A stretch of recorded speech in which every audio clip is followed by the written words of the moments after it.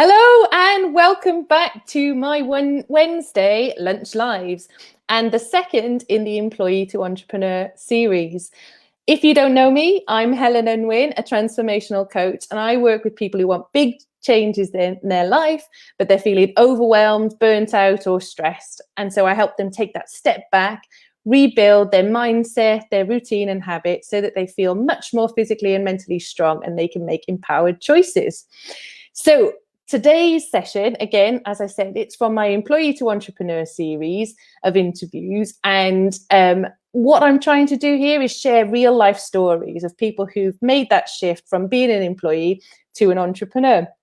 And to debunk some of the myths that you have to be a certain type of person, or you have to have a certain type of brain or skill set or anything like that. And I want to show that it's a choice, and the way you do it is also a choice, and you make it work for you. So without further ado, I'm going to introduce today's special guest, who is Sally Baker from Sally Baker Photography. Sally is an accountant turned photographer, and her company offers natural, informal and fun photography for families, maternity shoots, and also for small business branding. She is also a self-confessed puzzle geek, mum of two, and married to my husband's best mate from school. So welcome, Sally. Hello. Hi. Thanks for joining us today, Sally. So let's go straight into it. Tell me a bit about that employee, so your career before you became an entrepreneur, what you did, and then how you went on that sort of journey to setting up your own business. Okay, so I trained as an accountant back in the day after university, and then I spent 10 years in finance, 6 of them in the music industry, which was great. But the hours were long towards the end, very stressful, and we wanted to start a family. And so I quit the job. I think it was nearly 7 years ago now. Wow. And a year before that, I had, as a hobby, I did my diploma in professional photography, just because I loved it and it was an outlet for work at the time. Mm-hmm. And so when I quit my job and I found myself at home, I thought, actually, this is something I could do. And I started off wanting to do food photography, but it's quite hard to get into and quite technical. Mm-hmm. And a friend of ours had just had a baby and asked me to come and do some photos for him. And I was like, okay. And it came out and I absolutely loved it. He was 3 months old and I loved it. And I thought, oh, this is something I could really do. So it's grown organically from there, really, because it takes a while for you to build up your portfolio and your contacts. So yeah, it's grown from there. And I had two young boys, as you know. Yes. And so it kind of fit, the photography fit in and around that, which is a lot more flexible. Okay, cool. And what I was going to say is, if you haven't seen Sally's stuff, you need to check her stuff out. We'll be giving her website a bit later, so stick around for that. What first proper question to you? What is your typical day at Sally Baker Photography? Well, there's no typical day, especially when you're in lockdown and you have homeschooling. So every day is different, but generally, if I'm in the swing of things, the family shoots tend to take place at the weekend because that's when the people aren't working and things like that. So I work a lot of the weekends. If I'm doing a lot of editing, it's a lot of evenings in front of the TV because I can do that. I can just plug away with doing that. Branding shoots tend to happen during the week while people are at work. And then on non-shoot days and when I'm not doing editing, it's typically working on my marketing and updating my website content and things like that. Mm-hmm. Okay, cool. After I've dropped the kids off at school. Yes. Okay, cool. And so thinking about the non-typical day, and you know, the fact that now you can move those all around. Tell us a bit about what you feel like actually is the best bit about now being your own boss. The best bit for me is I can do what I want to do when I want to do it. I feel like I really led you into that answer in the way that I asked that question. It is. And I think a part of me has always wanted to work for myself.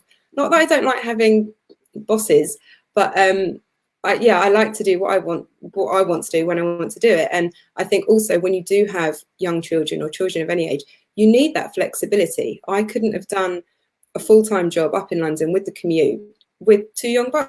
I'd never see them, so that wouldn't have worked for me. So for me, it's the flexibility and doing my own thing. It's great. Yeah. I think Julie put it last week that she doesn't think she could work for another boss. She's gone feral. Is that how you feel as well?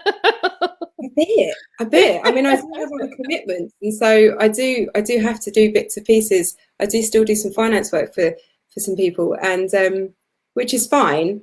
But yeah, I definitely. I don't think I couldn't have somebody else manage my time and say, okay, you need to be in this place at this time between 9 to 5. I think maybe the last year has taught everybody that you don't need to do your job in 9 to 5 Monday to Friday. It's not. You be a lot more flexible and still get the work done. And just going back on that point that you said, I think one thing, I talked about debunking the myths of entrepreneurship, and that's the whole point of this series. And the one thing that I wanted to say is that, that you do a little bit of finance work still, you still got your fingers in that pie, because, and I guess I just wanted to hear a bit from your side. Why is that case, Originally it was to help pay the bills. If I'm honest, and while you're building up your portfolio and your contacts, it does take a while. But also, I am the geek, the finance geek in me still likes it. So I enjoy it, and I still will do that on the side. At the same time as really wanting to grow the photography business. Great, and I think people don't get what you see. You're an accountant and you're a photographer, because it's like two sides of the brain. That is. It just works. I don't know why. Yeah, you've got both bits working, everybody's happy. But I think that's one of the reasons, like getting real people on and showing how they make things work for them is so important. There's not a one size fits all of setting up a business or being an entrepreneur or anything like that. You make it work for you, whatever it is, whether it's the way you schedule your days, the work you do, or whatever it is. Yeah. It's about having a little bit more control over what you do and how you do it. Okay, so that's the best bit. That was quite a long answer we did then together, wasn't it? So, it's not always sunshine and rainbows, as we know. And so my next question, is, so what is or has been your biggest challenge to date? I'd say I've got 2 probably at the moment. One of them is very cliched, is when you do run your own business, you don't ever switch off. I do wake up in the night and think, oh, I've got to do that, and I've got to send someone an email, and thinking of your to-do list like that. And also because I do work at the weekends, because that's when I have to, for the shoots and things like that, I do get mum guilt. So I've got a 3-year-old and a 5-year-old, and they're like, Mummy, where are you going? And I'm like, I'm going to work. And so you can't. I find that hard and tricky. But I quite like also escaping at the weekend sometimes. Perfect. So not being able to switch off is probably one thing. And I suppose the other one for me, on a personal level within the business, is I find the marketing really hard. And the kind of, because marketing is a beast, whichever way, whatever form of marketing you have to do for your business. It's not natural to me. So it's because you have to do a lot of that to get your name out there these days. Yeah, and that's exactly what me and Julie were speaking about in last week's episode, was around, especially for me, I became a coach so I could coach. I didn't necessarily become a coach so I could enjoy the finding of the work, the coaching clients in the first instance. I just wanted to coach people, and that I find, the hardest bit is actually you have to find the work, secure the work, and then actually you get to do the good stuff. So it's like, it is a different dimension to, whereas when you are an employee, you've got a job to do, you've got a job description, people give you the bits of work that they want you to do, and you get it done. We have to go and find it. Yeah, exactly. Without looking too desperate. Yeah, please. Anyway, so moving on. So this is a question. So for anybody who's thinking about maybe doing the same shift, doing a leap and becoming an entrepreneur, this is like, it's not your golden nugget of wisdom, so save that one. But this is about a piece of advice you sort of wish you knew when you were first starting out that can help you sort of, or help people like speed up their journey when they're an employee. So what piece of advice would you give to somebody starting their journey as an entrepreneur? Don't be afraid to reach out to other experts for areas of your business. I think your guest last week was saying a similar thing.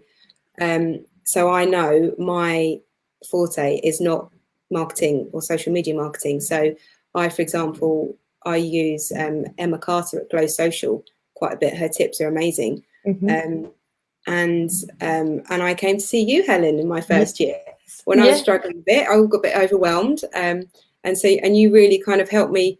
I could see the wood. I couldn't see the wood for the trees at the time, and you really helped me with that. And so, don't be afraid to reach out and ask for help. Yeah, it's okay. It doesn't mean you're failing. Just mean because you can't be good at everything within your business. So but we want to be good at everything, don't we? It's so hard to admit that you need help. That is such a big thing. Because you're on your own. If you think, when you used to work for a company, I used to work for a big company, so you had experts in every single department. You had somebody who did everything. But when you're on your own, you can't. I mean, I can do my own accounts. That's yes, bonus. Fantastic. Okay, and now is probably the bit you've been waiting for, is your Sally's golden nugget of wisdom. And I kid you not, viewers, I was trying to get us a drum roll to go along with this, but it didn't work. So maybe next week I will bring a drum. But today, so a golden nugget of wisdom is basically like what you live by, the thing that they could put on your headstone and you would stand by. So I'd like to hear what your golden nugget of wisdom is to share with everybody. So I think mine, and I've felt this even when I was training to be an accountant, is always strive to do a job that you are passionate about. And if that's not within your reach at the moment, don't be afraid to retrain. I did. I think you spend the majority of your waking hours as an adult at work. And if you're not happy at work, that reflects on the rest of your home life, I think. And it helps. If I'm happier at work, I'm a better parent, a better wife, a better friend, hopefully. So I think it's just being happy at work, choosing to do something that you want to do, that you were able to do, that pays the bills. I suppose. That's the nugget of wisdom. Always beautiful, very golden and nuggety. Thank you, Sally. And so before you go anywhere, I want you to have this time to give us a shameless plug. So if somebody comes to see you at Sally Baker Photography, tell me what they can benefit from.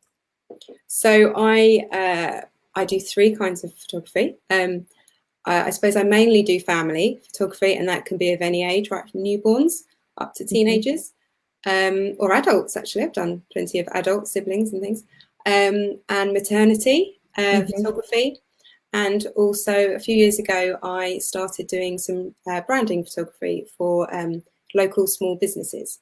So if you, for example, I don't personally think you need you can get away with just having one studio headshot anymore, for example. So you can come to me, we have a full shoot, and you have a whole array of images that you can post on your own social media and website throughout the year and things like that.